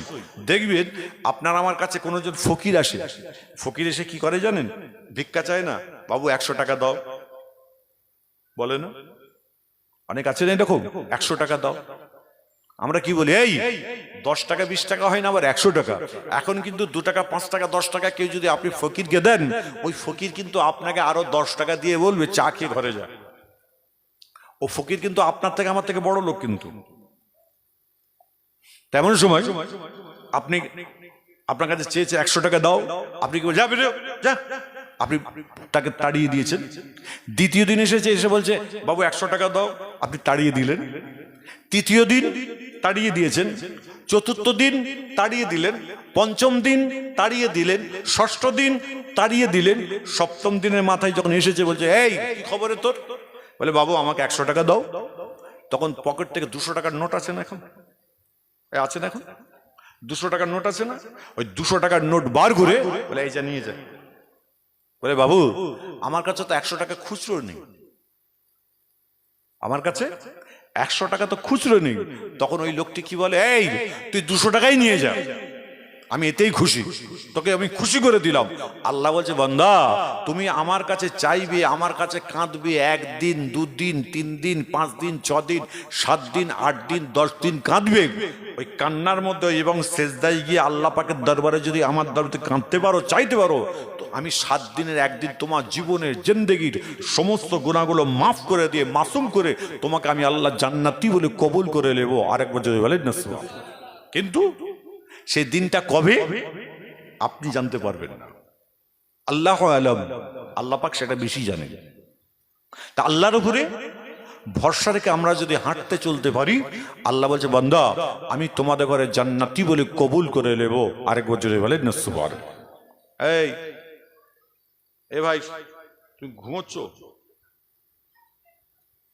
গোলাপি পাঞ্জাবি ঘুমোচ্ছ, চোখ বন্ধ করছো কেন এরকম করে? এখনই যদি চোখ বন্ধ করলো রাত 1:30টার সময়, তখন কি করবে? মহা বিপদ তো দেখছি। আর আপনারা দেখছেন পুরো একদম ঠান্ডা মানুষ। আপনাদের গ্রামে সত্যিকারে মনে হয় অশান্তি হয় না তো, ঝগড়া টগড়া হয় না তো, এই ফ্যাসাদ ঝগড়া হয়? সবাই সবাই ঘুমান নাকি? বলে হুজুর আমরা দিনের বেলাতে ঘুমোই, রাত্রিবেলাতে ঘুমোই। বউ রান্না করে দেয়, সামনে দেয়, খালি খাই দেয়, আবার ঘুমিয়ে পড়ি। বলে নামাজ, বলে ও পরে হবে। কথা বুঝতে পারছেন? খবরদার নয়, এগুলোকে খুব ভেবেচিন্তে চলাফেরা করুন। কেন? দুনিয়া থেকে যেতে হবে, আপনার সন্তানকে আপনি তৈরি করুন। খালি আপনি এই যে আমাকে একজন ভাই বলে হুজুর আমি বোম্বাই থাকি, আপনাকে খুব ভালোবাসি, অমুক তমুক খুব এ করছিল, বলে হুজুর ছেলেকে দোয়া করবেন যেন বড় আলেম করতে পারি, হাফেজ করতে পারি। আমি তখন মনে মনে ভাবছিলাম যে এ ভালোবাসে সব করে, ছেলেকে কোরআনে হাফেজ করবে। কোরআনে হাফেজ করার আগে বাপ তুমি নামাজ পড়ো, বাপ তুমি রোজা রাখো, বাপ তোমার মুখটাকে সামলে চলো।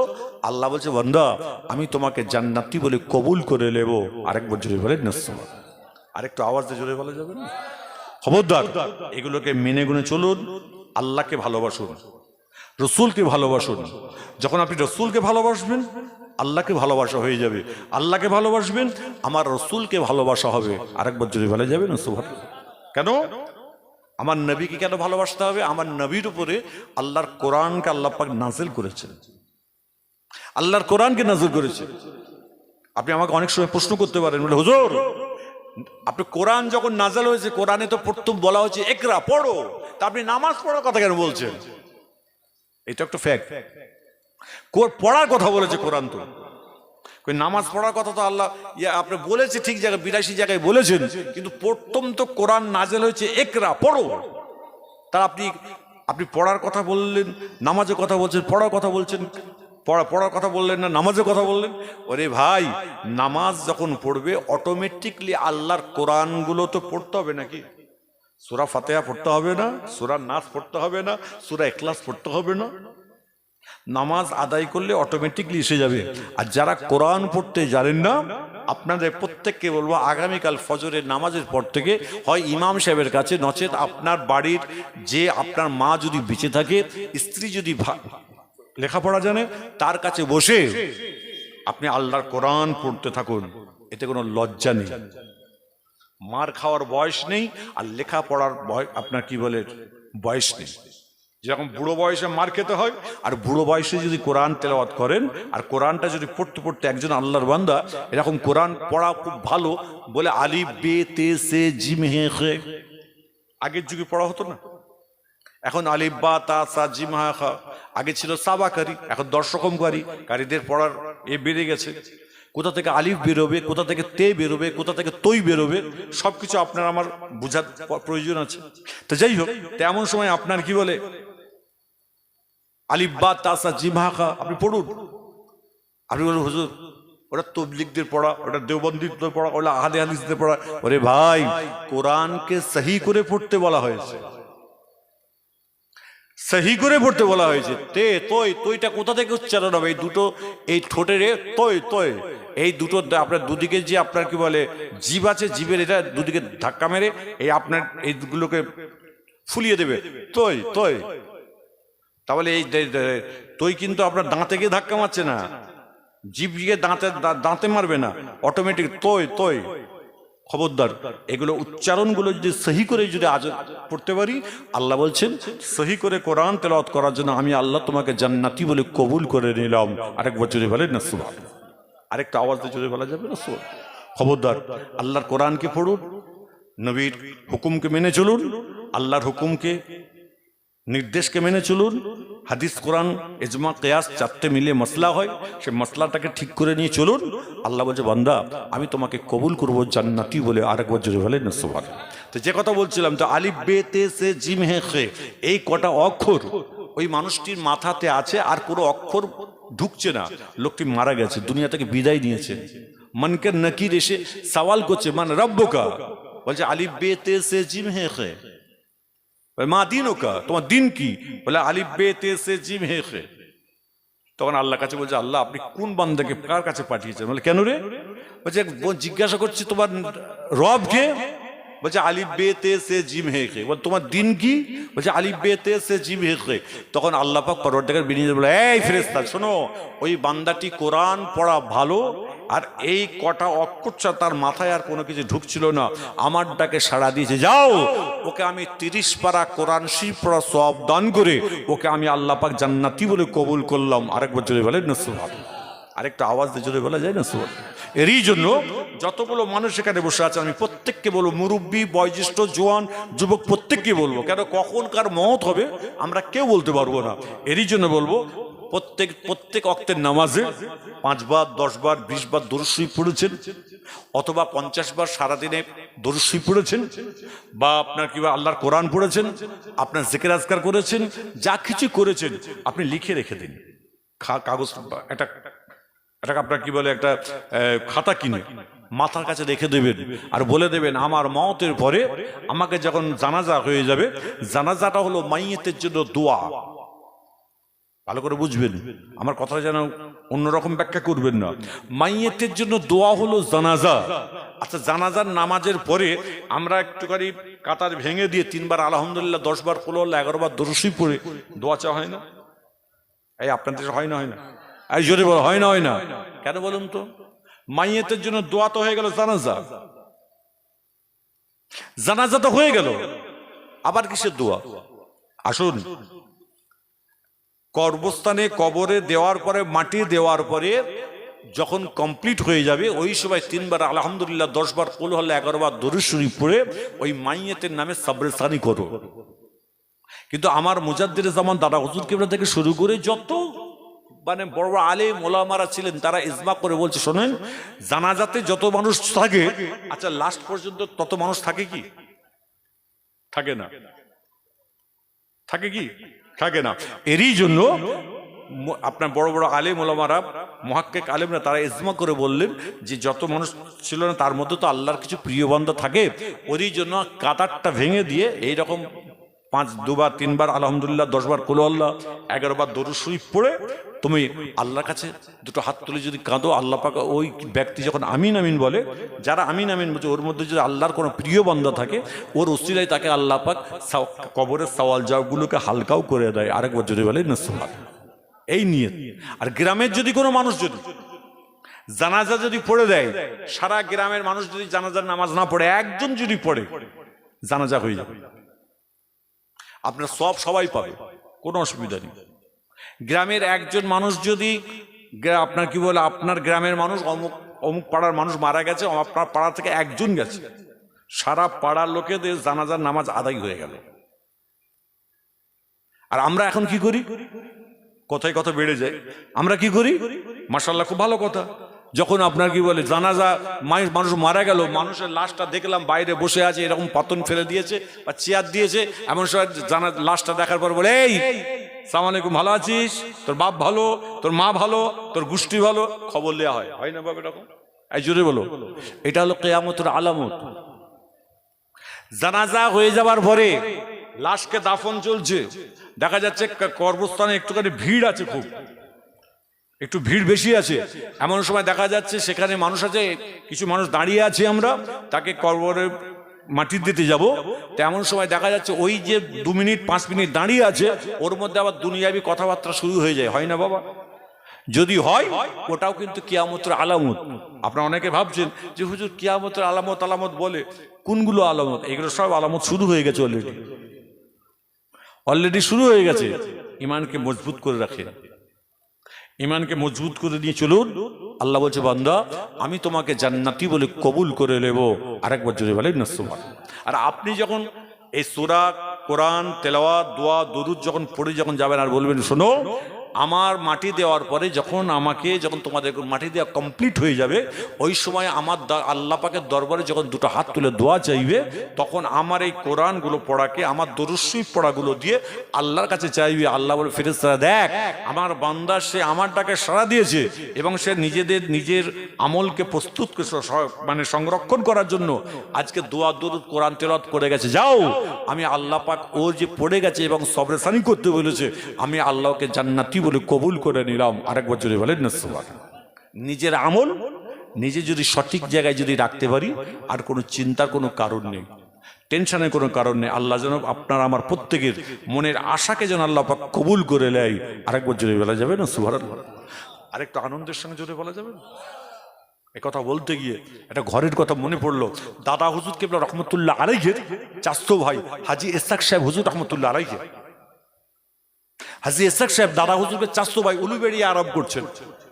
তা তিনি হজ পাকে যাবেন, সেই যুগে দাদা হুজুর কেবলা গেছেন। দাদা হুজুর কেবলাকে বলছেন, উনি আদর করে ডাকতেন দাদা হুজুর কেবলা, উনি বড় ছিলেন, আমার মুজাদ্দিদের জামানার থেকে উনি বড় ছিলেন। আবু বকর নাম, বলতেন বকর ভাই। কি বকর ভাই, কি খবর? বলছে বকর ভাই তোমার খবর কি? বলছে ও ভাই আপনি তো হজ পাকে যাবেন। বলে আল্লাহ নিয়ে গেলে যাও বাবা ভাই, তা আমার সালামটুকু আল্লাহ রসুলের দরবারে একটু পৌঁছে দেবেন। দাদা হুজুর কে বলছে, বলে বকর ভাই আল্লাহ যদি আমাকে সুস্থভাবে যদি পৌঁছে দেয়, আমি তোমার অবশ্যই সালামটা পৌঁছে দেবো রসুল পাকের দরবারে। আরেকবার যদি বলেন না সুবহানাল্লাহ। তখন হজ ছিল পানির জাহাজ, পানির জাহাজ থেকে নামার পরে আপনার কি বলে নৌকাতে যেতে হতো। নৌকাতে নামার পরে এত পর্যন্ত কাদা থাকতো, গদ বলে না, গদ বলে না, কাদা থাকতো। তারপরে উঠে চড়ে, এখন সমতল রাস্তা, খালি বলছে হুজুর 6 ঘন্টায় পৌঁছে গেলাম। আরে বাপরে বাপ, প্লেনে কি খাওয়া দাওয়া, তখন সব ছিল না বাপ। অনেক কষ্ট করে হজ করতে হতো, তাদের ছিল হজ। আর এখনকার যত হাজী সাহেবরা হজ করতে যায়, হজ করার পূর্বেই, হজ করার আগেই ছেলের জন্য ঘড়ি কিনছে, মেয়ের জন্য সালোয়ার কামিজ কিনছে, অমুকটা কিনছে, মেকআপ কিনছে। বলে কি হচ্ছে রে? বলে হজের পরে আমার ফ্লাইট, আমি আগে থেকে সব কেনাকাটি করে নিই। ওরা হলো কেনাকাটি করার হজ হাজি, ওরা অরিজিনাল হাজি নয়, ওগুলো অরিজিনাল হাজি নয়, ওরা হচ্ছে কেনাকাটা করার হাজি। কথা বুঝতে পেরেছেন? খবরদার একটু বুঝে চলবেন। তেমন সব হাজী ইসহাক সাহেব হুজুর রসুল পাক সাল্লাল্লাহু আলাইহি ওয়াসাল্লামের দরবারে গেলেন, গিয়ে সালাম দিলেন। সালাম দেওয়ার পরে আমার মুজাদ্দিদের জামান দাদা হুজুরকে রহমতুল্লাহ আলাইহি নাম ধরে বলে, ইয়া রাসূলুল্লাহ, আপনাকে আমার ভাই চাচতো ভাই আবু বকর আপনাকে সালাম দিয়েছেন। আল্লাহ রসুলের রওজা পাকের থেকে আওয়াজ আসছে, ওয়া আলাইকুম আসসালাম। হে হাজী ইসহাক, আবু বকর যে রাস্তার মধ্যে আছে, যে সুন্নত মোতাবেক চলে, আমি রাসূলুল্লাহ আমার সুন্নত আর আমার আবু বকরের সুন্নত এক হয়ে যাবে। আরেকবার জোরে বলা যাবে না সুবহানাল্লাহ। চিন্তা করেছেন কাকে ভালোবাসা বলে? হাজী ইসহাক সাহেব নিজে সালাম দিচ্ছেন, বলে আমি আমার সালামের উত্তর পাইনি। যখনই আমি আবু বকর ভাইয়ের যখন সালাম দিয়েছি, আল্লাহ নবী রওজা পাকের ভিতর থেকে আওয়াজ আসছে, ওয়া আলাইকুম আসসালাম। আরেকবার জোরে বলা যাবে না সুবহানাল্লাহ। আজকে বলুন, তাঁরা কি মিথ্যা কথা বলে মানুষের কাছে সমাজে বড় হতে চেয়েছিল? আরে জোরে বলো। তারা ভিতর ছিল আল্লাহর ভয়, আল্লাহর ডর। আর আমরা হলাম এমন পীরজাদা পীর সাহেব, আমরা কিন্তু কি করি জানেন তো, মিথ্যা কথা বলে কি করে সমাজের বুকে বড় হব। আল্লাহকে ভয় করে, আজকে ভয় করে আল্লাহওয়ালা হতে চাইছি না, মিথ্যা কথা বলে কি করে ভয় করে। মেজলা হুজুর কেবলাকে দেখেছেন? দেখেননি?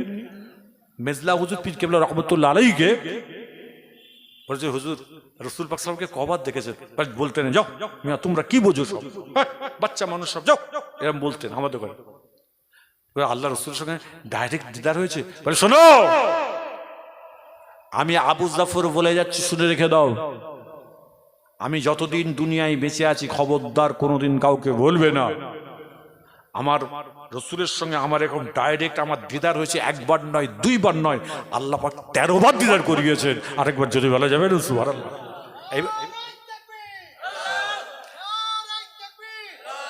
আপনারা আজকে বলুন, মুজাদ্দিদে জামান দাদা হুজুর কেবলার মেজর সাহেব যাতে মিথ্যা কথা বলবে? দরকার কিছু ছিল? হ্যাঁ, তিনি আল্লাহর ইবাদত বন্দেগী করতে করতে, আমার কি বলে, কিতাব লিখতে লিখতে এই শিরদাঁড়ার হাড় বাঁকিয়ে ফেলেছিলেন।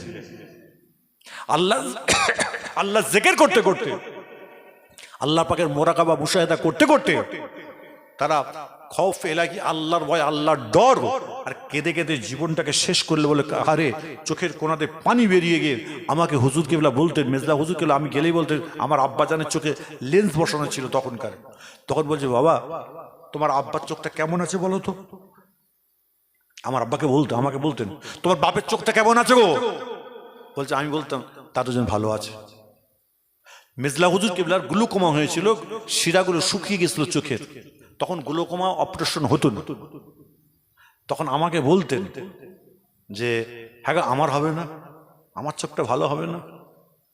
খোদার কসম খেয়ে বলছি, যখন মেজলা হুজুর কেবলা বলতেন না, আমার নিজের কথা বলছে, আমাকে যখন বলতেন আমার চোখ দিয়ে ঝরঝর করে পানি পড়তো। বলতে, আল্লাহ রে, আমি তখন ওনাকে সান্ত্বনা দিতে হবে, দাদা যান আপনি তো মনে করলে সব দেখতে পান, আরেকবার জোরে ভালো যায় না সুবহানাল্লাহ।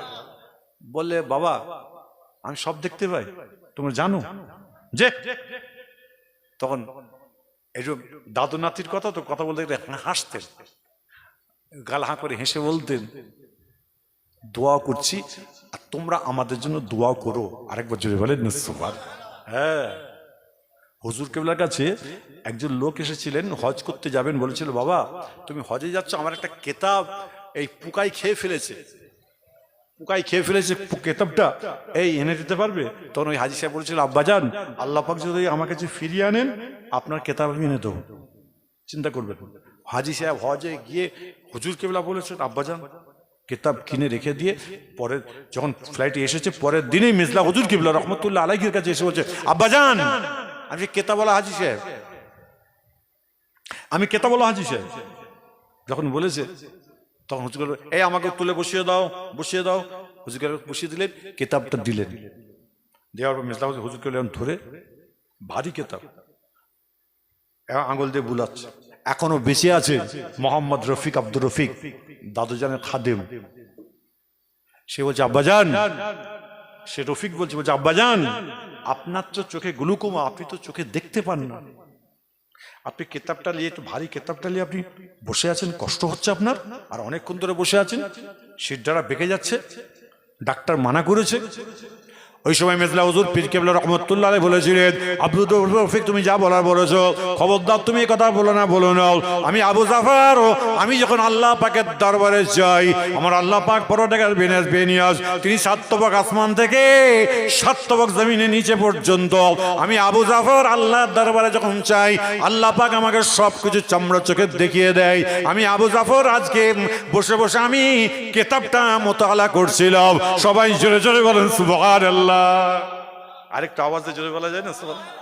কি মানুষ ছিলেন, গ্লুকোমা, ডাক্তারের পরিভাষায় কিছু দেখতে পাচ্ছে না, আধ্যাত্মিক চোখ দিয়ে, অন্তরের চোখ দিয়ে মেজলা হুজুর কেবলা পড়তে শুরু করে দিয়েছেন। আরেকবার জোরে বলা যাবে না সুবহানাল্লাহ।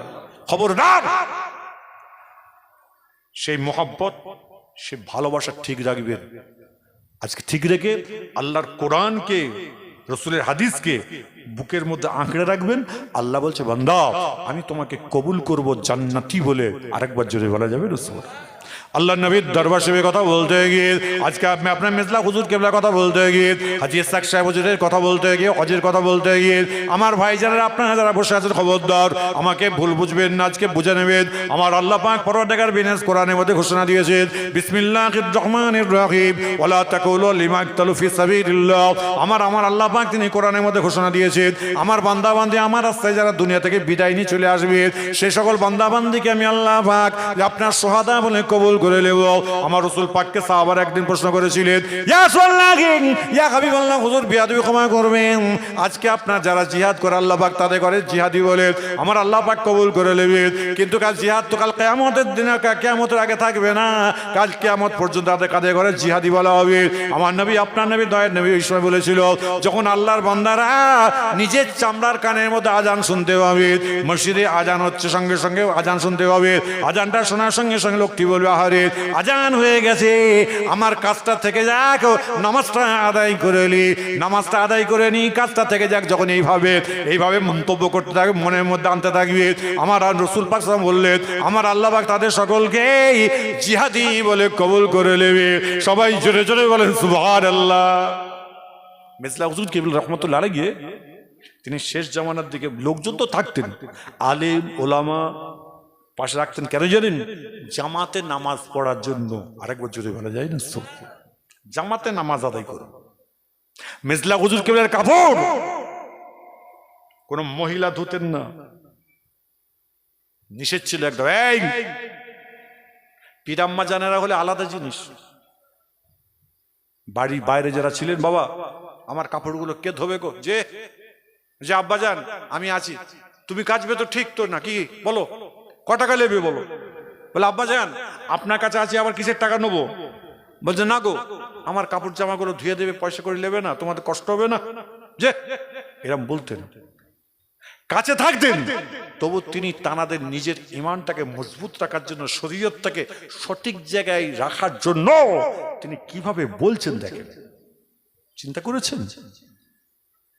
জীবন যাপন গুলো খালি বলছে হুজুর বসিরহাটের হুজুর খুব মহব্বতের মানুষ ছিলেন, হুজুর মুজার দাদা হুজুর কেবলা আমাদের খুব ভালোবাসার মানুষ, পাঁচ হুজুর কেবলা আমাদের কলজের মানুষ। আরে তাদের আমল ইবাদত বন্দেগী গুলোকে ফলো করুন, ফলো করে চলবেন। আল্লাহ বলছে বান্দা আমি তোমাদের ঘরে জান্নাতি বলে কবুল করে নেব। আরেকবার জোরে বলা যাবে না সুবহানাল্লাহ। আল্লাহ নবীর দরবার শরীফে কথা বলতে গিয়ে আমার রাসূলকে আপনি আমি চিনতে পারলাম না, হাবিবুল হাবিবকে আপনি আমি চিনতে পারি নাই। আমার নবী আপনার নবী দয়ার নবী হুজুর আকরাম সাল্লাল্লাহু আলাইহি ওয়াসাল্লাম একদিন মসজিদে নববীতে সাহাবাদের নিয়ে বসে আছেন। আমার রাসূল পাক সাল্লাল্লাহু আলাইহি ওয়াসাল্লামকে একদিন পাঁচ সাহাবারা প্রশ্ন করলেন হুজুর বিয়াদবি ক্ষমা করবেন, কাল কিয়ামতের দিনে কোন মানুষগুলো নাজাত হবে একটু বলে দিন। আমার নবী আপনার নবী দয়ার নবী বললেন ক্বালা আমলিক আলাইকা লিসানিকা, তোমাদের জুবানগুলোকে তোমরা হেফাজত করে রাখো, আল্লাহ পাক তোমাদের সকলকে জান্নাতি বলে কবুল করে নেবে। সবাই জোরে জোরে বলেন সুবহানাল্লাহ। আবার কয়েকদিন পরে সাহাবারা আবার প্রশ্ন করলেন ইয়া রাসূলুল্লাহ ইয়া হাবিবাল্লাহ হুজুর কাল কিয়ামতের দিনে কোন মানুষগুলো নাজাত পাবে বলেন। আমার নবী আপনার নবী দয়ার নবী বললেন মান ক্বালা লা ইলাহা ইল্লাল্লাহ ফাদাখালাল জান্নাহ, যে মানুষটা শেষ কথাটা কালমা হয়ে যাবে আমার আল্লাহ পাক তাকে জান্নাতি বলে কবুল করে নেবে। আজকে যারা এই জায়গায় বসে আছেন অনেকে মনে মনে ভাবছেন হুজুর বিয়াদবি ক্ষমা করবেন, আজকে আমাদের শেষ কথাটা কালমা হবে কি করে, জানবো কি করে? রাতে ঘুমোতে যাওয়ার আগে একবার তওবা ইস্তিগফারটা পড়ে নেবেন, একবার কালমা শরীফটা আপনি পড়ে নেবেন লা ইলাহা ইল্লাল্লাহু মুহাম্মাদুর রাসূলুল্লাহ সাল্লাল্লাহু আলাইহি সাল্লাম কালমা শরীফটা পড়ে এমন সময় ডান দিক ঘুরে শুয়ে যাবেন। যদি আপনি আমি যদি আল্লাহর প্রেমিক হতে যাই এমন সময় আপনার ডান দিকে ঘুরে আমার রাসূল পাকের উপর দরুদ শরীফ পড়বেন আল্লাহুম্মা সাল্লি আলা সাইয়্যিদিনা মুহাম্মাদিন নবিল উম্মি ওয়া আলা আলি সাল্লিম। এশার নামাজ পড়ে চিস্তা তরিকা দরুদ শরীফটা আদায় করবেন, নামাজ পড়তে আপনার দরুদ শরীফ পড়তে পড়তে ঘুমিয়ে পড়বেন। যদি আপনার খাওয়া দাওয়া ঠিক থাকে এমন সময় ইনকাম ব্যবসা বাণিজ্য যদি ঠিক থাকে, আপনার ফ্যামিলি যদি ঠিক থাকে, আপনার ছেলে যদি ঠিক থাকে, তাহলে ইনশাআল্লাহ 40 দিনের মধ্যে আমার রাসূল পাক সাল্লাল্লাহু আলাইহি ওয়াসাল্লামের জিয়ারতকে আমার আল্লাহ পাক নসিব করে দেবে। খবরদার না না না, আল্লাহর প্রিয় হওয়ার চেষ্টা করুন, মাহবুব হওয়ার চেষ্টা করেন। যদি আজকে আল্লাহর প্রিয় আল্লাহর মাহবুব যদি হয়ে থাকতে পারি নিঃসন্দেহে আজকে আপনি আমি দুনিয়া থেকে কোন জায়গায় যাব কোথায় যাব আমি তা জানি নাই, কিন্তু আল্লাহ পাক আপনাকে আমাকে আপনার লাশটাকে আল্লাহ পাক হেফাজত করে দিবে। খবরদার না না না, আল্লাহর ভয় আল্লাহর ডর ঠিক রাখবে। আল্লাহর নবীর দরবারে কথা বলতে গিয়ে আমার নবী আপনার নবী দয়ার নবীকে আপনি আমি চিনতে পারলাম না। আমার রাসূল পাক সাল্লাল্লাহু আলাইহি ওয়াসাল্লাম একদিন মসজিদে নববী থেকে এমন সময় তিনি সফরে চলে গেছেন, একদিন নয় 2 দিন 3 দিন হয়ে যায়। আমার নবী আপনার নবী দয়ার নবী তিনি ফিরে আসছেন, ঘুরে আসছেন। এমন সময় একটা জঙ্গলের মধ্য দিয়ে আসছে, এমন সময় জঙ্গলের ভিতরে আমার রাসূল পাক সাল্লাল্লাহু আলাইহি ওয়াসাল্লামের সঙ্গে হযরত আমার রাসূল পাকের সাহাবা রয়েছে। এমন সময় আমার নবী আপনার নবী দয়ার নবী কিছুটা দূর আসার পরে এমন সময় একটা গাছের তলায় এমন সময় হেলানটা দিয়ে তিনি চুপচাপ বসে আছে, এমন আরাম করছেন, চোখটা বন্ধ করে তিনি আরাম করছেন। এমন সময় যখন আরাম করছেন কিছুক্ষণের মধ্যে দেখতে পাওয়া যায় একটা গাছ এমন সময় আবার একটা গাছ এমন মাটি ফেড়ে ফেড়ে এসে আমার রাসূল পাক সাল্লাল্লাহু আলাইহি ওয়াসাল্লামকে সালাম দেয়, কদম বুসি করে এমন সময় গাছটা আবার চলে যায়। ওই সময় আমার রাসূল পাকের সঙ্গে যে সাহাবা রয়েছে ওই সাহাবাটা নিজের চামড়া চোখে দেখলেন, দেখার পরে যখন আল্লাহ নবীর ঘুমটা যখন ভেঙে যায়, চোখটা যখন চাইলেন, উঠে বসলেন, বসবার পরে বললেন ইয়া রাসূলুল্লাহ হাবিবাল্লাহ বিয়াদবি ক্ষমা করবেন, আপনি এখানে আরাম করছেন, একটা জঙ্গলের গাছ আপনার হেঁটে হেঁটে এসে এমন আপনাকে কদম বুঝি করলো, আপনাকে সালাম দিল, কারণটা জানলাম না। আমার নবী আপনার নবী দয়ার নবী এই সময় বলল এই সাহাবা তুমি শুনে রেখে দাও, ওই গাছটি এমন আমার আল্লাহ পাকের দরবারে ফরিয়াদ করেছিল, আল্লাহকে বলেছিল আয় আমার আল্লাহ আমি এমন জায়গায় রয়েছি আমি তো আমার রাসূলকে আমি চামড়ার চোখে দেখতে পাবো না, একবার কি আমার রাসূল পাকের শাফাতকে আমার নসিব হবে না। এমন আমি যখন এই রাস্তা দিয়ে আসছিলাম ওই সময়তে ওই গাছটিকে আমার আল্লাহ পাক হুকুম করে দেয়, আল্লাহর হুকুমে আমার কাছে এসেছে, আমাকে কদমবুসি করেছে, সালাম দিয়েছে। এমন আবার গাছটা চলে গেছে, আমার আল্লাহ হুকুম করেছে গাছটা নিজের জায়গায় গিয়ে দাঁড়িয়ে গেছে। এটা আমার আমি রাসূলুল্লাহ আমার কথা না, আজকে আমার আল্লাহ পাক হুকুম করেছে। এমন সময় গাছটি আমাকে সালাম দিয়ে কদমবুসি করে চলে গেল। সবাই জোরে জোরে বলেন সুবহানাল্লাহ।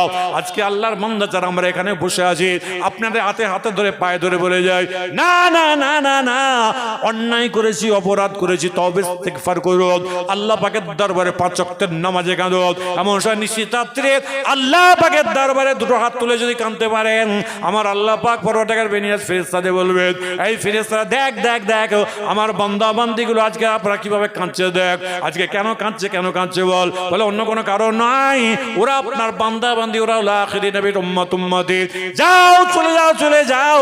ওরা যখন কাঁদছে নিজের গুনার কথা খেয়াল করে কেঁদেছে, এমন আমি আল্লাহ পাক পরওয়ারদিগার বেনিয়াজ ওদের সকলকে আমি আল্লাহ পাক জান্নাতি বলে কবুল করে নিলাম। সবাই জোরে জোরে বলেন সুবহানাল্লাহ। আরেকটু জোরে বলা যাবে?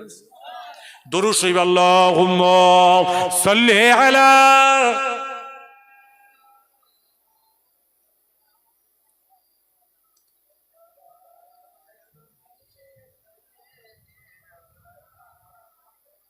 বাপ। আপনারা চলে যাচ্ছেন নাকি? মুরব্বীরা চলে যাচ্ছেন? বলে হুজুর আসছে, খাওয়া দাওয়া করে আসি নাকি? দরুদ শরীফ উচ্চ আওয়াজে বলেন আল্লাহুম্মা সাল্লি আলা